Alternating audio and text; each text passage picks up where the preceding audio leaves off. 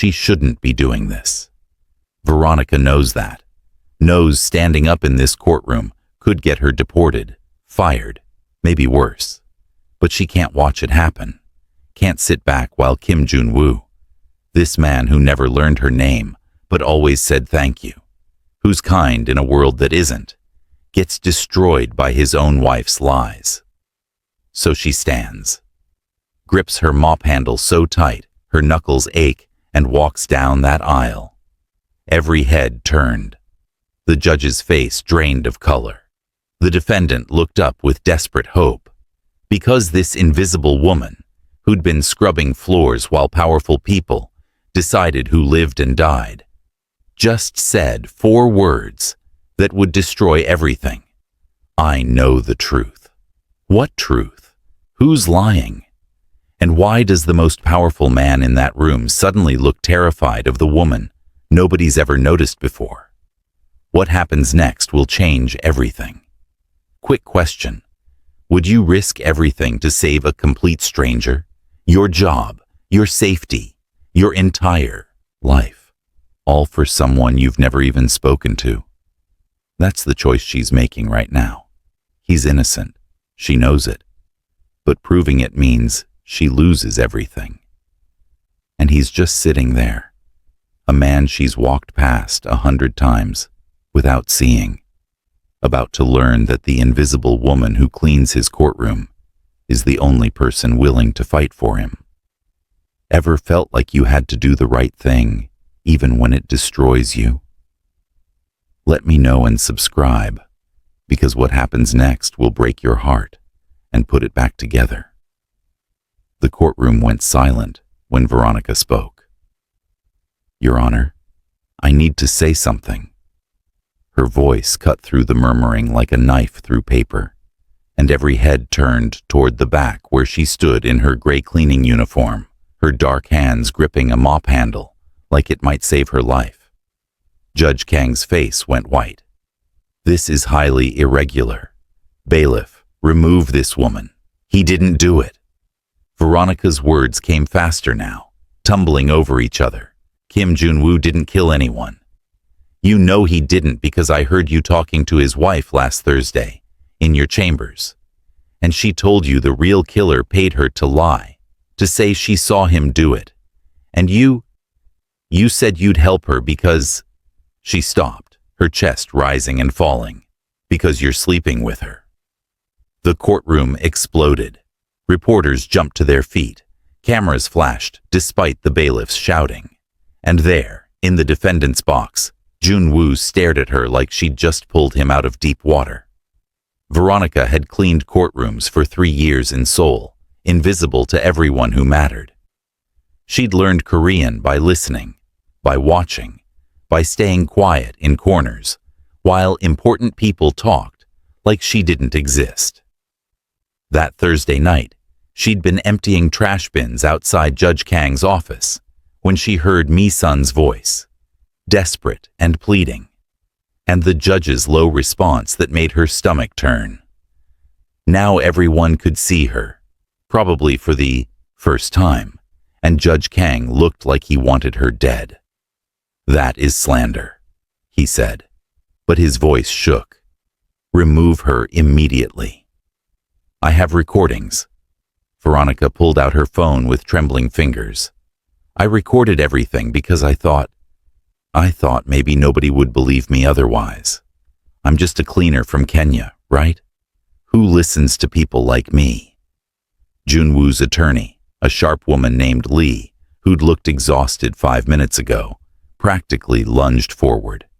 Your Honor, we request an immediate recess to review this evidence. What followed was chaos. Police officers swarmed Judge Kang's chambers. Mi-sun was brought in, her perfect makeup running as she screamed that Veronica was lying, that she was a jealous nobody who wanted attention. But the recording didn't lie. Veronica's phone had captured everything. Mi-sun admitting that a rival gang leader had paid her 200 million won to frame Jun-woo, that she'd been having an affair with Judge Kang for 8 months, that they'd planned to let Jun-woo rot in prison, while they ran off together with the money. By evening, Junwoo was released. Judge Kang was arrested. Mi-sun was taken into custody.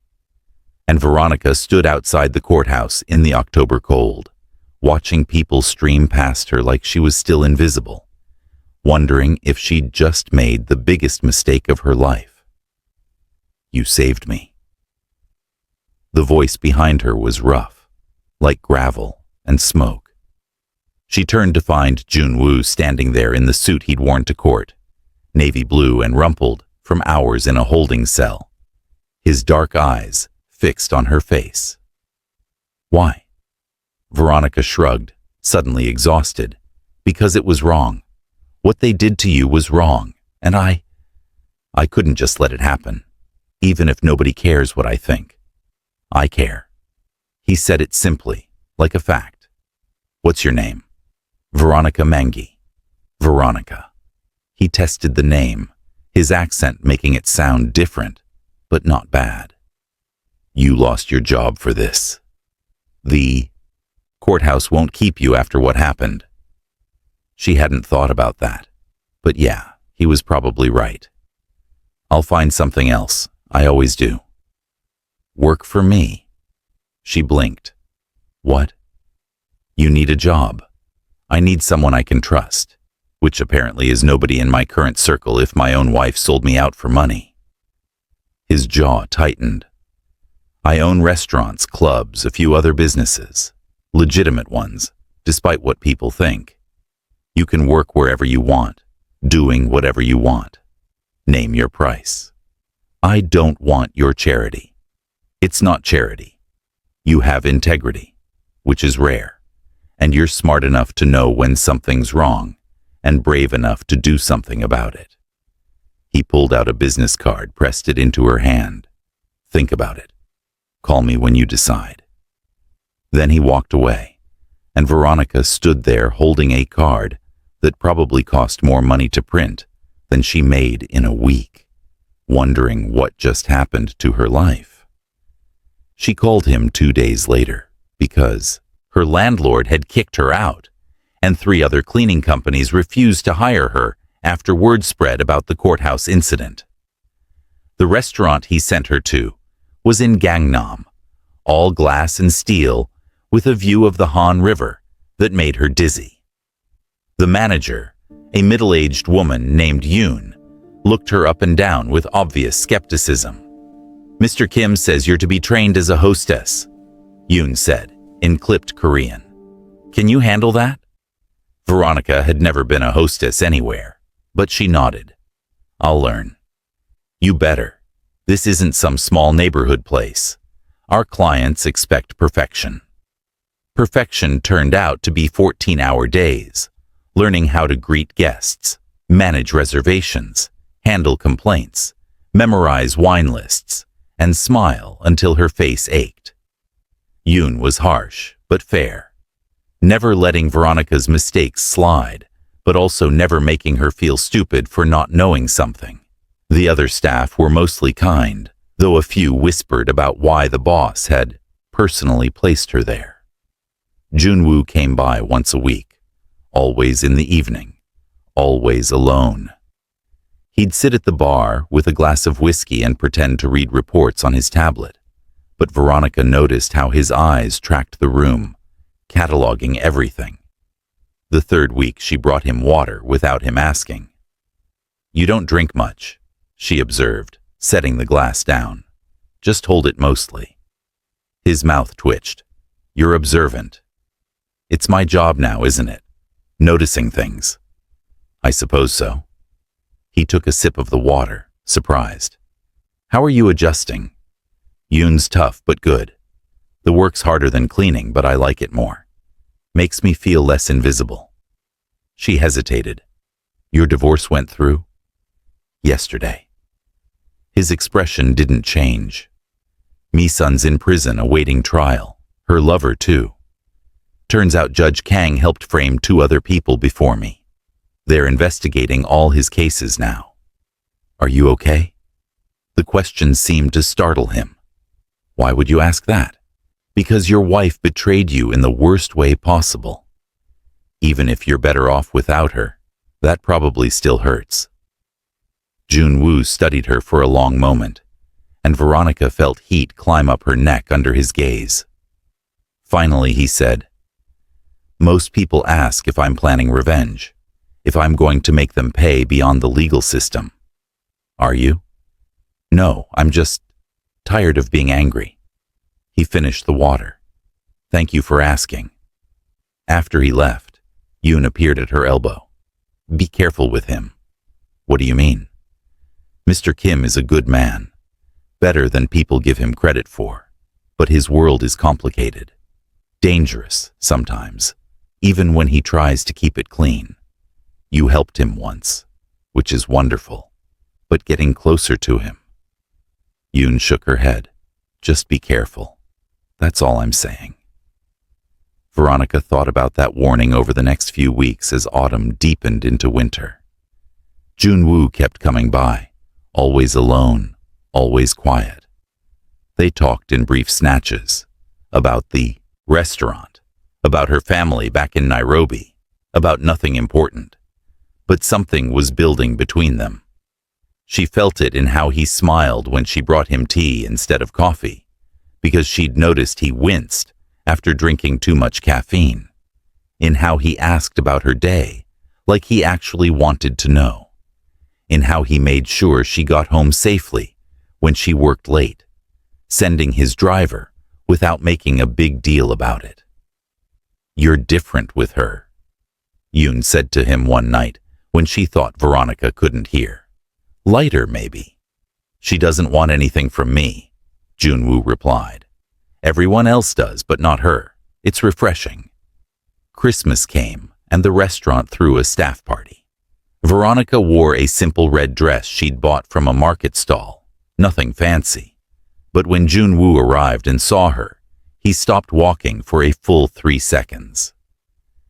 "You look nice," he said, and there was something in his voice that made her pulse jump. "Thanks, you too." Which was an understatement because he was wearing a black sweater and dark jeans that made him look younger, less burdened. They ended up on the balcony later, away from the noise, watching snow fall over the river. The city glowed beneath them, 1,000 lights reflecting off the water. "I never thanked you properly," Junwoo said quietly. "For what you did at the courthouse, you risked everything for a stranger. You thanked me by giving me a job, by giving me a chance when nobody else would. That's not the same thing." He turned to face her fully. "Veronica, you gave me my life back, my freedom, my reputation. How do I repay that?"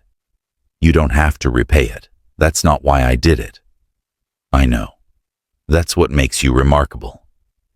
He reached out slowly, giving her time to move away, and tucked a curl behind her ear. His fingers were warm, despite the cold air. "You're the most honest person I've ever met." Her throat went dry. "Junwoo, I know I shouldn't feel this way. My divorce was finalized a month ago. Everyone would say it's too soon, that I should be focused on rebuilding my life. Not this." His hand dropped. "But I can't help it. When I'm around you, everything feels possible again." "I feel it too," she whispered, and his eyes brightened like she'd given him a gift. "But Yoon's right. Your world is complicated and I'm just... Don't." His voice turned fierce. "Don't diminish yourself. You're not just anything. You're brave and kind, and you see things clearly when everyone else is blinded by their own agendas." He took a breath. "I'm not asking you to decide anything tonight. I just wanted you to know how I feel. That's all." The snow fell heavier, coating the balcony railing in white, and Veronica thought about everything that had brought her to this moment. Leaving Kenya for a chance at something better. Cleaning floors in a foreign country where most people looked through her. Hearing that conversation that changed everything. Speaking up when every instinct told her to stay quiet and safe. Okay, she said finally. I know now. His smile was small but genuine. Okay. January brought bitter cold and a new problem. One of Junwoo's business partners, a man named Choi who owned a chain of hotels, started appearing at the restaurant, always asking for Veronica specifically. At first it seemed harmless. He was polite, tipped well, never touched her inappropriately. But there was something in how he watched her that made her skin crawl. He's testing you, Yoon muttered one night after Choi left. Trying to figure out what you mean to Mr. Kim. I don't mean anything to him. We're just friends, I guess. Yoon gave her a look that said she wasn't fooling anyone. Be that as it may, people are talking. They saw you two on the balcony at Christmas, and now they're speculating about whether the boss has moved on from his ex-wife with the Kenyan hostess who saved him. That's ridiculous. Is it? Yoon crossed her arms. You light up when he walks in. He rearranges his schedule to come here on your shifts. Neither of you is as subtle as you think. Veronica wanted to argue, but couldn't find the words, probably because Yoon was right. She had been lighting up when Junwoo appeared. She had been looking forward to those quiet conversations at the bar. She had been lying awake at night replaying the way he'd touched her hair on the balcony, the warmth in his voice when he called her remarkable. 2 weeks later, everything fell apart. She was closing up late on a Tuesday when Choi walked in with 3 other men. The restaurant was empty except for one cook finishing in the kitchen. Veronica's stomach dropped. We're closed, she said, keeping her voice steady. I can recommend. I'm not here for food. Choi's pleasant mask slipped, revealing something cold underneath. I'm here to deliver a message to Kim Junwoo. See, he owes my organization money from a deal that went bad 5 years ago, and he's been avoiding payment by hiding behind his legitimate business front. So we're taking something of his as collateral until he pays up. I don't belong to him, Veronica said, backing toward the kitchen. Whatever money issues you have, they're between you and him. Leave me out of it. Too late. You made yourself part of it when you opened your mouth in that courtroom. You made Kim look like a victim, like some wronged hero, when really he's just another criminal who got lucky. Choi nodded to his men. Grab her. What happened next came in flashes. The men advancing, Veronica screaming for the cook. The kitchen door slamming open. Then suddenly Junwoo was there, moving faster than she thought possible, putting himself between her and Choi's people. Touch her, and I'll burn everything you own, he said, and his voice was so calm, it was terrifying. Your hotels, your reputation, everything. I'll make sure you spend the rest of your life in a cell next to Judge Kang. Big talk for someone outnumbered. I called the police 2 minutes ago when my security system alerted me to a break-in at my restaurant. Junwoo pulled out his phone, showing a screen with red alerts. They'll be here in 90 seconds. You can try to take her and end up arrested, or you can walk away, and we'll settle our business dispute like civilized people tomorrow. Choi's face twisted with rage, but sirens were already wailing in the distance. He spat on the floor. This isn't over. Yes, it is. The money I allegedly owe you? That was for a shipment that never arrived, because you stole it and tried to frame me. I have proof now, documents that show exactly what you did.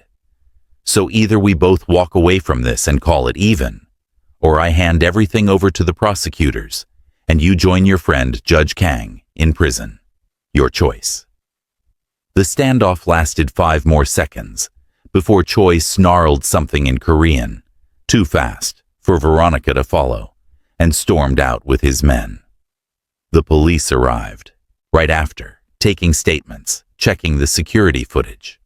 Through it all, Junwoo kept himself positioned between Veronica and everyone else, a human shield.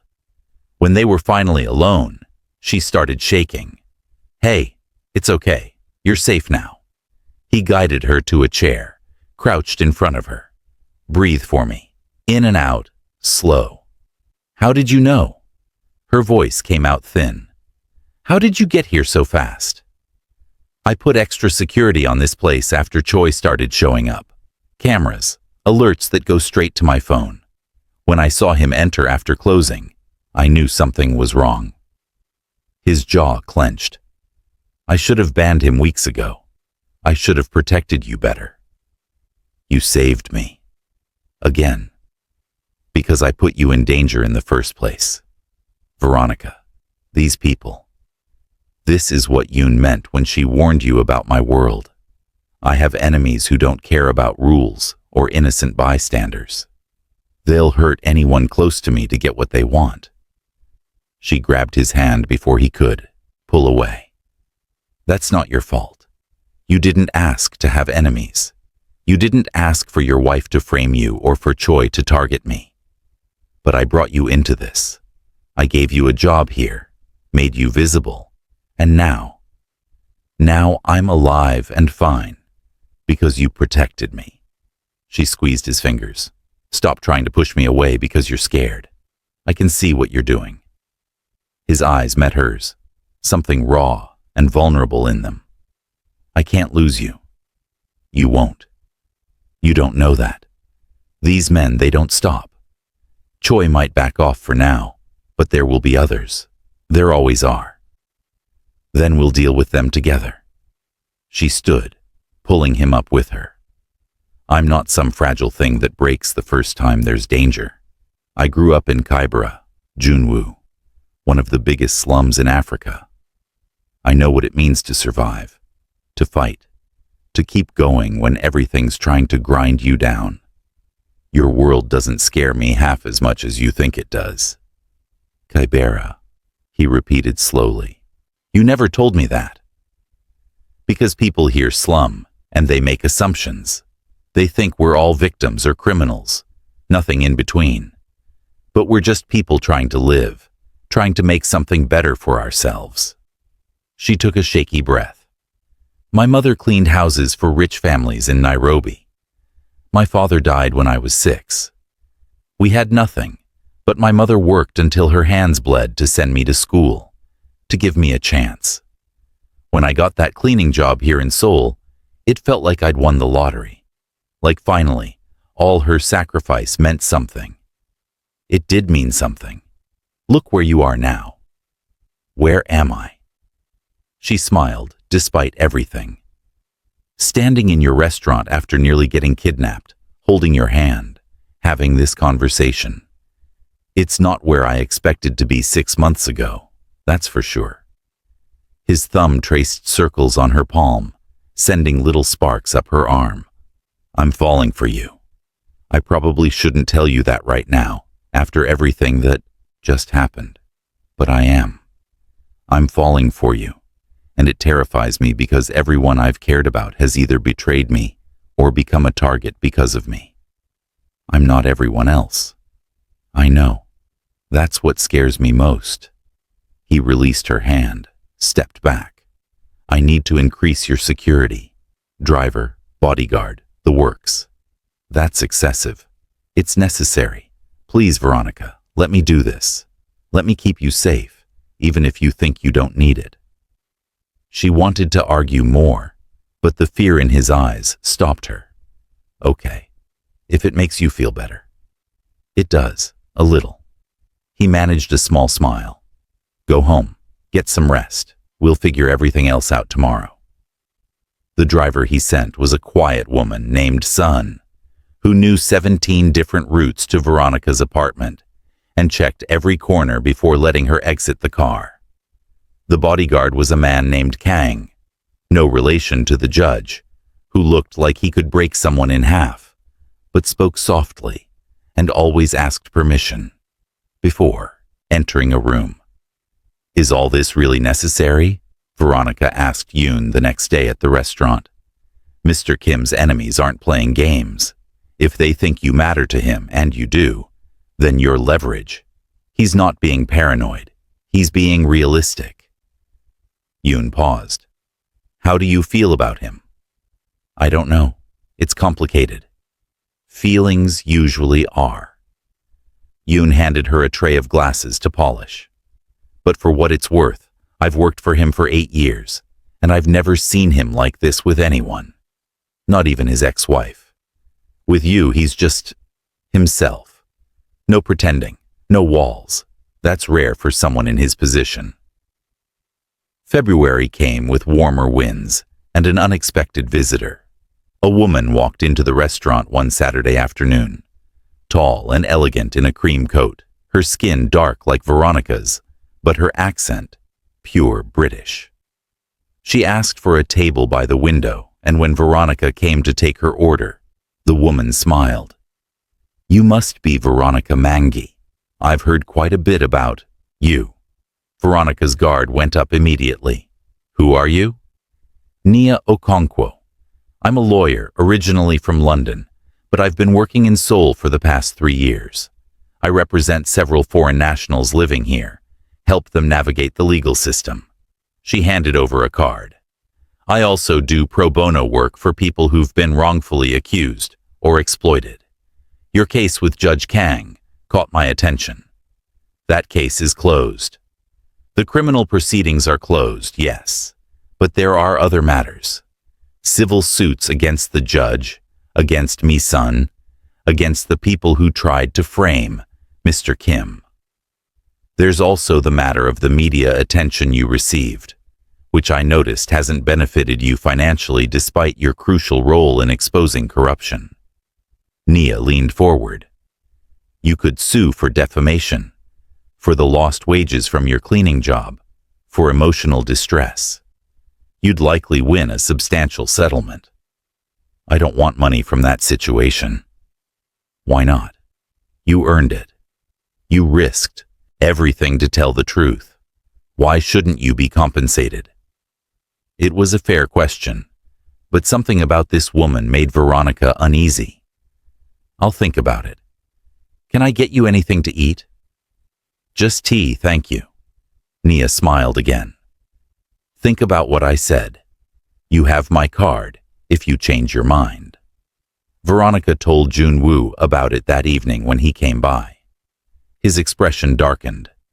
Nia Okonkwo. She's legitimate as a lawyer, but she's also connected to some questionable people. Nothing illegal exactly, just ethically gray. He rubbed his jaw. What did she want? For me to sue everyone involved in your case. Said I deserved compensation. Do you want to? No, I just wanted to do the right thing. Making money off it feels wrong. She hesitated. Unless you think I should, for safety reasons or something? I think you should do whatever feels right to you. But be careful around her. Nia doesn't do anything without multiple motives. He changed the subject. Are you working late tonight? Until 10. I'll wait and drive you home. You don't have to do that. Sun's outside. I know I don't have to. I want to. His eyes were soft. Humor me? So she did. And when the restaurant closed, they walked to his car together through streets gleaming with late winter rain. He didn't try to hold her hand, but he walked close enough that their shoulders brushed occasionally, and each touch felt electric. Can I ask you something? Veronica said as they drove through the quiet city. That money Choi mentioned, the debt he claimed you owed. Was any of it real? Junwoo was quiet for a long moment. 5 years ago, I wasn't as careful about my business partners. I made deals with people I shouldn't have trusted because I wanted to expand quickly, prove something. One of those deals was with Choi. He promised a shipment of supplies for my restaurants, specialty ingredients, expensive equipment. I paid up front. The shipment never came. He claimed it was stolen, that I should have insured it better. We fought about it for months before I finally cut my losses and walked away. And now he's trying to collect on that? Now he's using it as an excuse to harass me because I've become successful enough to be a threat to him. He wants me to either pay him protection money or partner with him again, and I refuse to do either. He glanced at her. Does it bother you, knowing I have this history? Everyone has history. What matters is who you are now. Who am I now? The question sounded genuine, like he really wanted to know what she thought. Someone trying to do better. Someone who protects people instead of hurting them. Someone who... She trailed off, feeling brave and terrified at once. Someone I care about more than I probably should. The car slowed, pulling over to the side of a quiet street. Junwoo turned to face her fully. You shouldn't feel bad about that. Why not? Everyone keeps warning me away from you. Because they see what they want to see. The rumors, the history, the association with people like Choi, even though I ended those connections years ago. His voice dropped. But you see me, the person underneath all that, and it makes me want to be better, to deserve how you see me. You already do, she whispered, and the space between them felt charged, humming with possibility. He reached out, cupping her face with gentle fingers. Can I try something? She nodded, unable to speak, and he leaned in slowly until his forehead rested against hers. They stayed like that for a breathless moment, not moving, just existing in each other's space. Then he pulled back with a shaky exhale. I want to do this right, he said. Court you properly, the way you deserve. Not rush into something because we're both damaged and looking for healing. Court me? She laughed, despite the tension. That's very old-fashioned. Is it? I wouldn't know. Misun and I got married because it made business sense for our families. I never actually dated anyone before her. He looked embarrassed. I have no idea what I'm doing. Neither do I, Veronica admitted. I've been too busy surviving to think about relationships. Then we'll figure it out together. He started driving again, and something in Veronica's chest loosened and tightened all at once. Over the next few weeks, Junwoo kept his word. He took her to dinner at places that weren't his own restaurants, where they could just be two people talking without staff interrupting. He brought her books he thought she'd like, mysteries and thrillers mostly, because he'd noticed she was always reading them on breaks. He asked about her mother in Nairobi and actually listened to the answers, remembered details, brought them up later.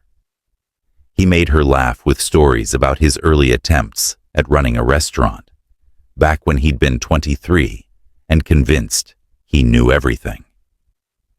I made the menu too complicated, he said over coffee one afternoon.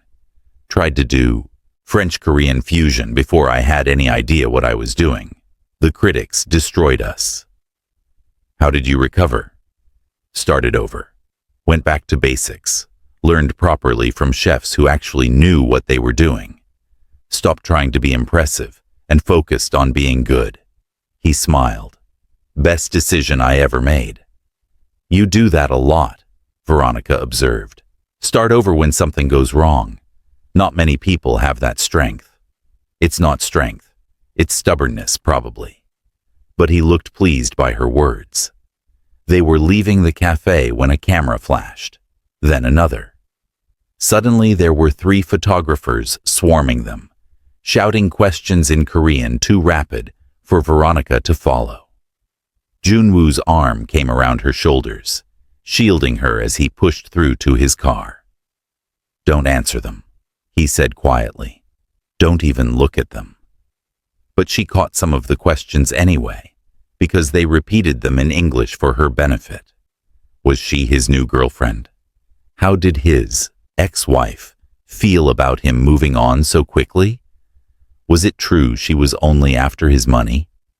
The last one made her stomach turn. Ignore them, Junwoo said, once they were safely in the car. They're vultures looking for a story that doesn't exist. But it kind of does exist, doesn't it? We're not exactly just friends anymore. We're not anything officially. We're just seeing where this goes. He looked frustrated. I'm sorry. I should have been more careful about being seen with you in public. You're ashamed of me? What? No, never. He grabbed her hand. I'm trying to protect you from this circus. The media turned my divorce into a soap opera.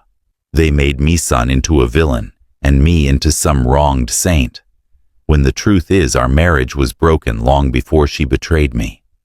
I don't want them doing that to you, to us. So what do we do? I don't know. He squeezed her fingers. Maybe we just keep living our lives and let them think whatever they want. But it wasn't that simple. The photos appeared online within hours. Junwoo with his arm around Veronica, looking protective, her face visible enough for people to recognize her from the courthouse scandal. The comments were brutal. Half the people called her a gold digger. The other half accused Junwoo of replacing his wife too quickly. Nobody seemed to consider that maybe, just maybe, they were two people who'd found something real in the aftermath of betrayal. Don't read them, Yoon advised, when Veronica made the mistake of looking at her phone during a break. Online comments are where reasonable thought goes to die. They're calling me terrible things. They don't know you. They don't know him. They're just bored people with internet access and too much time. Yoon took the phone away. Focus on what's real. The rest is noise. What was real was Junwoo showing up at her apartment the next day with groceries and an apology. I should have warned you this might happen, he said, unpacking vegetables and rice onto her tiny kitchen counter. Should have prepared you for the attention. How does someone prepare for that? I don't know. I grew up with it, so I forget how invasive it feels to people who aren't used to cameras everywhere. He started chopping onions with practiced ease. I'm making you dinner, as an apology. You don't have to apologize by feeding me. I want to.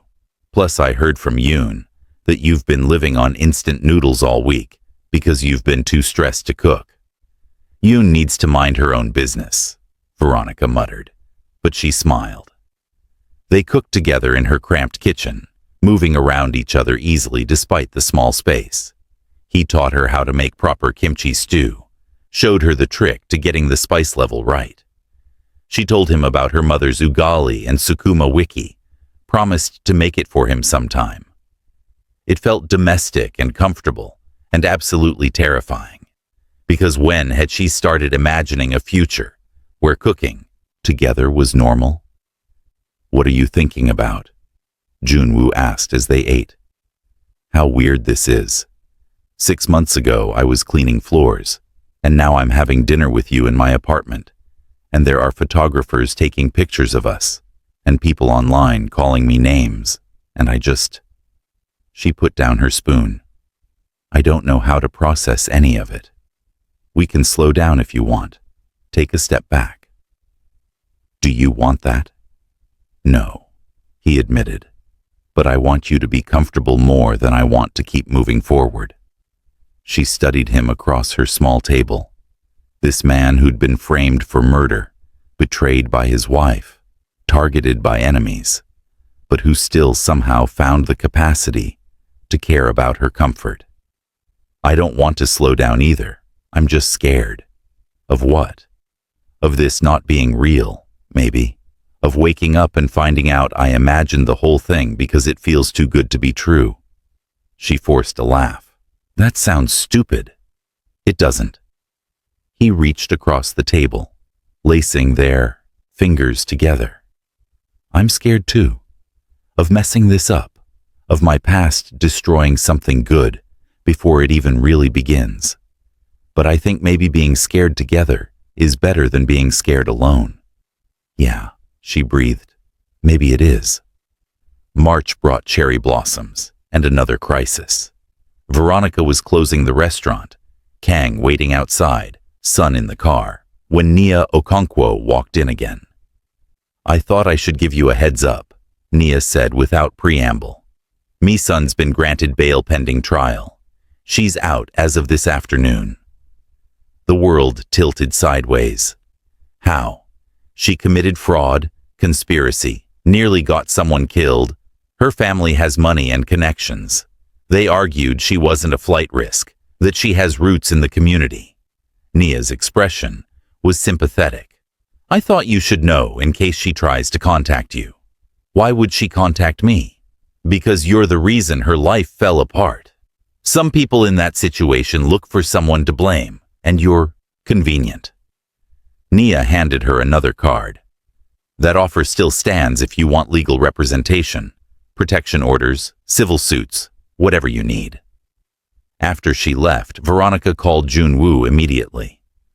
"Did you know Mi-sun's out on bail?" "I heard about it an hour ago." His voice was tight. "I was going to tell you in person. Are you still at the restaurant?" "Yes." "Stay there. I'm coming." He arrived 15 minutes later, and the fear on his face when he saw her made something in Veronica's chest ache. "We need to increase security again," he said. "Mi-sun's unpredictable, and she blames me for everything that went wrong. If she thinks you matter to me, and she probably does by now, she might try something."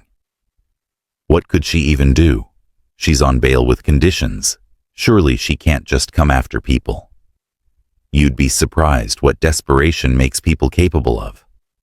He pulled her close, and she went willingly, pressing her face into his shoulder. "I won't let her hurt you. I promise." But promises were hard to keep when the person making threats was clever. Mi-sun didn't come after Veronica directly. Instead, she started a whisper campaign. Rumors spread through social media that Veronica had been having an affair with Junwoo before the divorce, that she'd falsely accused Judge Kang to help her lover, that the whole courthouse incident was staged. It was nonsense and easily disproven, but mud stuck even when people knew it was just mud. "She's trying to destroy your credibility," Nia explained when Veronica finally called her for advice. "Make people doubt your testimony so that when her trial comes, the prosecution's star witness looks unreliable." "But I have the recording, physical evidence, which can be explained away as edited or taken out of context if your reputation is damaged enough." Nia leaned back in her chair. "You need to fight back. Sue her for defamation. Get a restraining order. Make it clear that spreading lies about you has consequences." "That feels like stooping to her level." "It's not stooping. It's protecting yourself." Nia's eyes were sharp. "You stood up for justice once. Now stand up for yourself." Veronica talked to Junwoo about it that night over dinner at his apartment, the first time she'd been there, and it was surprisingly modest for someone with his wealth.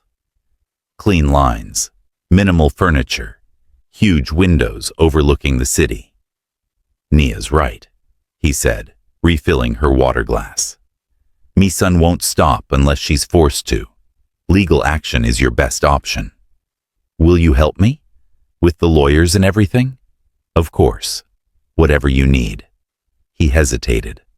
"But I want you to know, this isn't about me fighting my ex-wife through you. This is about you having the right to defend yourself." "I know." She did know, could see the difference clearly. "When does it stop feeling like we're constantly under attack?" "I don't know. Probably not until Mi-sun's trial is over and she's actually in prison where she can't hurt anyone." He moved to sit beside her on the couch. "I hate that you're dealing with this because of me. It's not because of you. It's because I chose to speak up that day in the courthouse." She turned to face him. "I'd do it again, you know. Even knowing everything that came after, I'd still do it because it was right." "You're remarkable," he said softly, and then he was kissing her forehead, her cheeks, the corner of her mouth, gentle touches that made her pulse race. "Is this okay?" he murmured against her skin. "Yes," she breathed, and when his lips finally met hers properly, it felt like coming home and jumping off a cliff all at once. The kiss was slow and careful, both of them taking their time, learning each other. When they finally pulled apart, Veronica was trembling. "I've wanted to do that for weeks," Junwoo admitted, his voice rough. "Me too." She rested her head on his shoulder. "This is real, right? We're really doing this? As real as I know how to make it." He wrapped his arms around her. "You're the best thing that's happened to me in years, Veronica. I know my life is complicated and messy and sometimes dangerous, but I want you in it, if you'll stay." "I'll stay," she promised, and meant it with everything in her. The legal battle with Mi-sun took months. Restraining orders were filed. Defamation suits were started. Mi-sun fought back with her own accusations, but the evidence was on Veronica's side. The original recording, witness statements from people who'd been at the courthouse, even testimony from Judge Kang himself, who apparently decided cooperation might reduce his sentence. Through it all, Junwoo was steady. He never pushed Veronica to do more than she was comfortable with, never made decisions for her, just stood beside her and offered support when she needed it. "You're good at this," Yoon observed one day at the restaurant. "The relationship thing. Better than you probably realize. I'm figuring it out as I go," Veronica admitted. "Some days I still can't believe this is my life." "Believe it. You've earned it." Yoon smiled. "Both of you have. After everything you've been through, you deserve some happiness." Summer came early that year, warm and bright. Mi-sun's trial date was set for August. In the meantime, Veronica and Junwoo carved out something that felt almost normal. They went to movies and argued about the endings. They took walks along the Han River at sunset. They cooked together and learned each other's rhythms, when to talk and when to just exist in comfortable silence. He met her mother via video call and charmed her completely, despite the language barrier. She met his younger sister and survived the suspicious scrutiny before winning her over with homemade chapati. "She likes you," Junwoo said afterward, sounding relieved. "Jinna doesn't like anyone easily. She loves you and wants to make sure I'm good enough for you." Veronica grinned. "I get it. I'd be the same way if I had siblings." "Are you? Good enough for me, I mean." "I think that's for you to decide, not me." He pulled her close, resting his chin on top of her head. "I decided months ago. You're more than good enough. You're everything." July brought a complication neither of them expected. Veronica's visa was expiring in 3 months, and her work permit was tied to her original cleaning job, which no longer existed. The restaurant couldn't sponsor her because she wasn't technically essential personnel. There were plenty of Korean citizens who could do her job. Immigration lawyers gave her 2 options. Find a company willing to sponsor a new work visa, which would take months and might not succeed, or go home to Kenya and try to reapply from there, which would take even longer. "There's a third option," Junwoo said quietly when she told him. They were at his apartment, the city lights spread out below them. "We could get married." Veronica's heart stopped. "What?" "Marriage would give you permanent residency rights. You could stay, continue working, not have to worry about visas."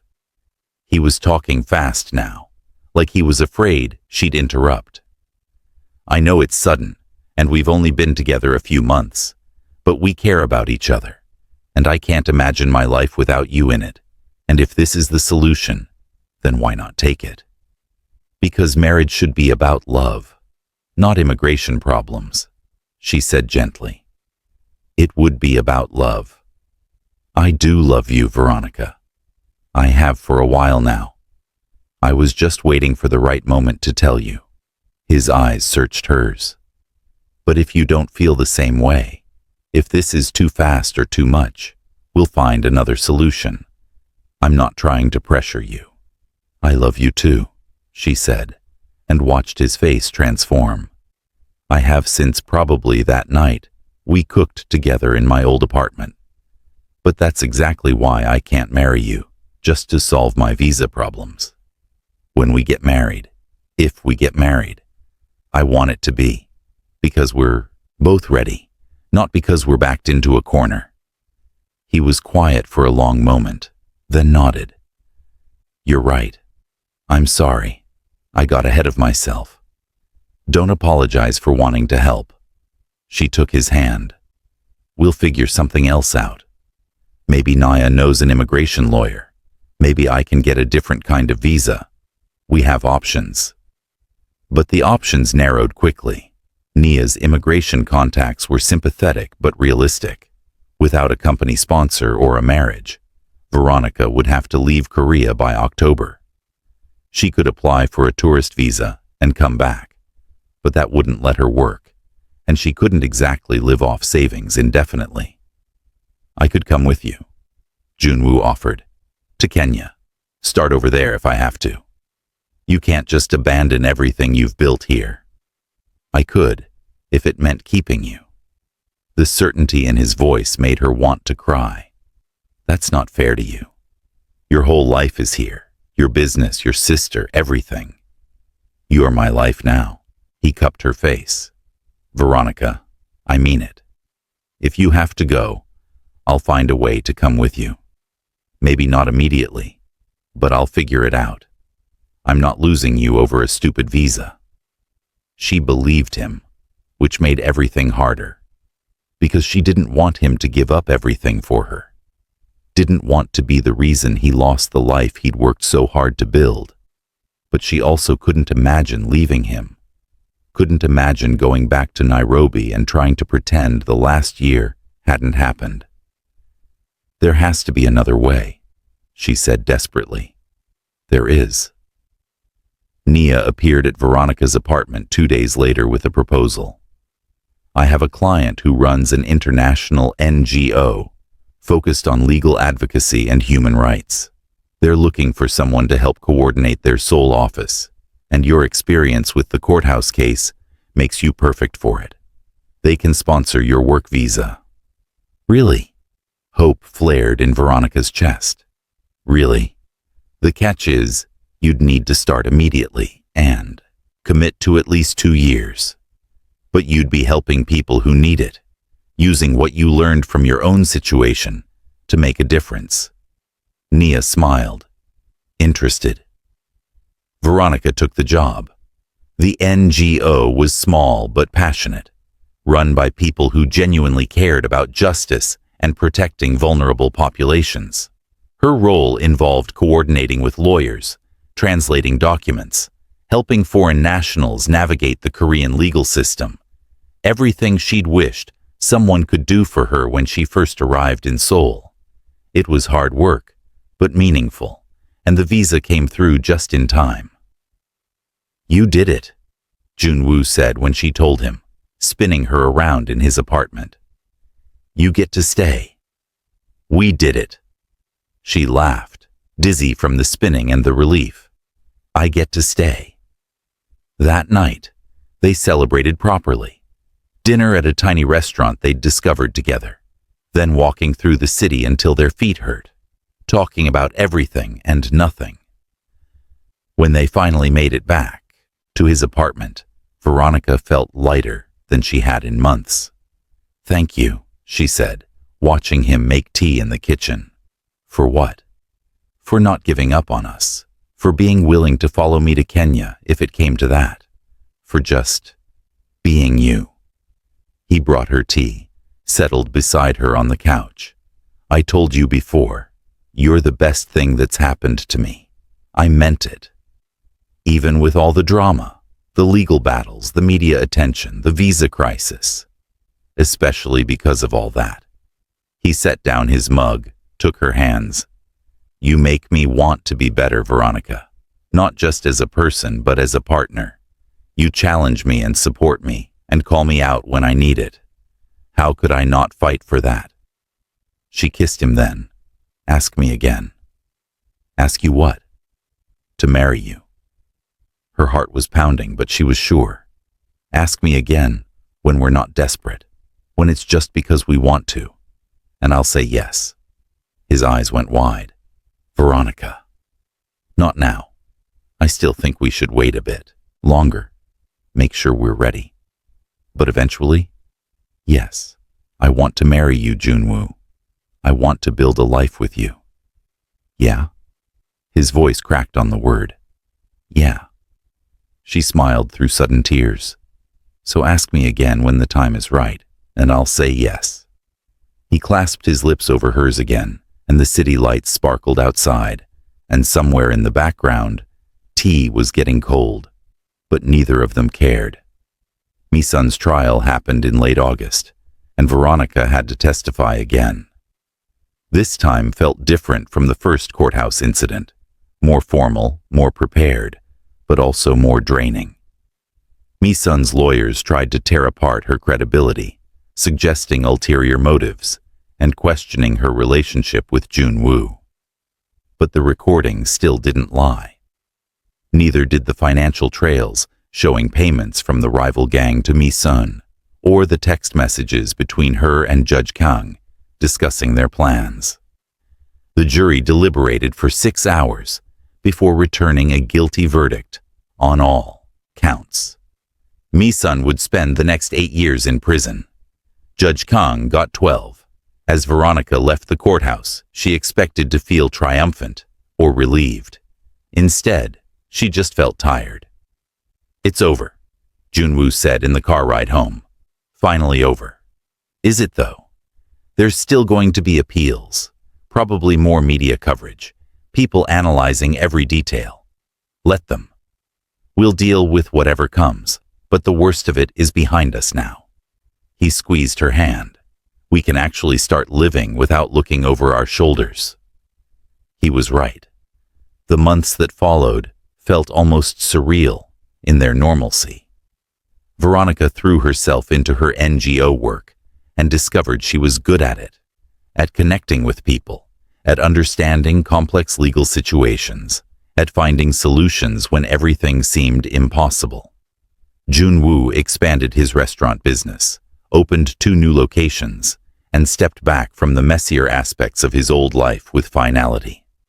They moved in together in September, finding an apartment that was theirs rather than his or hers. They adopted a cat that Junwoo pretended to tolerate but actually loved. They built routines and traditions, and a life that felt solid. But they also hit rough patches. Nights when Veronica woke up from nightmares about the courthouse, or Mi-sun, or photographers chasing her. Days when Junwoo got quiet and distant, still processing the betrayal and the years wasted on a marriage that had been hollow. They learned how to fight and make up, how to give each other space when needed, and how to push when space wasn't the answer. They learned each other's triggers and tender spots, learned that healing wasn't linear, and trauma didn't just disappear because you wanted it to. You still get nightmares, Veronica said one morning after a particularly bad night, about the trial, about Mi-sun. Less than I used to. He pulled her closer under the blankets. They're fading, slowly, but they are. Mine too. She traced patterns on his chest. Sometimes I still can't believe we made it through all that. We're stronger than we think. He kissed the top of her head. Both of us. December came around again. Exactly 1 year since their first kiss on the restaurant balcony. Junwoo took her back to that same spot, now cold and decorated with Christmas lights. The city spread out beneath them, familiar and beautiful. A year ago, I stood here with you and told you I was falling for you, he said, taking both her hands. I was terrified and hopeful and had no idea what I was doing. I remember. I was terrified too. I'm still terrified, honestly, but less than before, because I know you now. I know how you take your coffee, and that you hate mornings, and that you cry during commercials with dogs in them. I know you snore when you're really tired, and that you organize the fridge by color, and that you're the bravest person I've ever met. He dropped to one knee, and Veronica's breath caught. I said I'd ask you. Again, when the time was right. I think it's right now. Veronica Mangi, will you marry me? The ring was simple. A silver band with a small blue stone the color of Lake Naivasha, and absolutely perfect. Veronica was crying before she even said, yes. Yes, of course, yes. He stood, slipping the ring onto her finger, and they kissed there on the balcony with the snow starting to fall and the city lights reflecting off the clouds. It felt like an ending and a beginning all at once. They got married in spring, a small ceremony with just close friends and family. Veronica's mother flew in from Nairobi, and seeing her hug Junwoo while crying happy tears made Veronica's heart feel too big for her chest. Yoon stood as Veronica's witness and wiped at her eyes throughout the entire ceremony. Jinnah gave a speech that made everyone laugh and cry in equal measure. Even Nia showed up, smiling in the back row. You did good, she told Veronica at the reception. Both of you built something real, out of chaos. Thank you for the help along the way. You helped yourself. I just pointed you in the right direction. Nia raised her glass. To new beginnings. To new beginnings, Veronica echoed, and across the room, Junwoo caught her eye and smiled. Their life after the wedding wasn't perfect. No life ever was. But it was theirs. Veronica got promoted at the NGO, eventually leading programs that helped dozens of people avoid the pitfalls she'd once faced. Junwoo's restaurants flourished, but he also started a foundation that provided business training and microloans to immigrants trying to start their own companies in Korea. They bought a house eventually, a small place with a garden, where they grew vegetables and argued good-naturedly about the best way to stake tomatoes. You're doing it wrong, Veronica said one Saturday afternoon, watching him struggle with twine. There is no wrong way. Plants don't care about aesthetics. Your plants will if they fall over from improper support. She took the twine from him, demonstrating. See? Like this. You're bossy, you know that? And you love it, she shot back, grinning. I do, he admitted, kissing her soundly. I really do. Years passed. They had fights and makeups and lazy Sunday mornings and stressful work weeks and anniversaries that got more comfortable instead of less. They traveled to Kenya together, and Junwoo met her extended family and fell in love with Nairobi's chaos and energy. They went to visit his childhood home in Busan, and Veronica learned to make his grandmother's kimchi recipe. They built a life that was messy and complicated and absolutely worth every struggle it took to get there. 5 years after the courthouse incident that had changed everything, Veronica found herself back in that same building. Not as a cleaner or a witness this time, but as an advocate helping another immigrant navigate a difficult case. She stood in the hallway outside the courtroom where she'd once testified against Mi Sun, and the memories washed over her. Fear, determination, the weight of knowing she could change someone's life with her voice. You ready? Her client, a young woman from Ethiopia fighting an unjust deportation order, looked nervous. Yeah, Veronica said, squeezing her hand. I'm ready. And you're ready. Just tell the truth, same as I did. The truth matters, even when it feels like nobody's listening. They won that case. The woman got to stay, got to keep the life she'd built in Seoul. Afterward, Veronica called Junwoo from the courthouse steps. "We did it," she said when he answered. "The judge ruled in her favor." "I knew you would." She could hear the smile in his voice. "You're amazing at what you do." "We're amazing," she corrected. "Both of us. We turned something terrible into something good." "That we did." There was a pause, then, "I love you, you know." "I know." She watched people stream past her up and down the courthouse steps, all of them carrying their own stories, their own battles. "I love you too. See you at home?" "See you at home." She hung up and stood there for a moment longer, thinking about how far she'd come from that terrified cleaner who'd once held a mop like a lifeline. She'd found her voice, her strength, her purpose.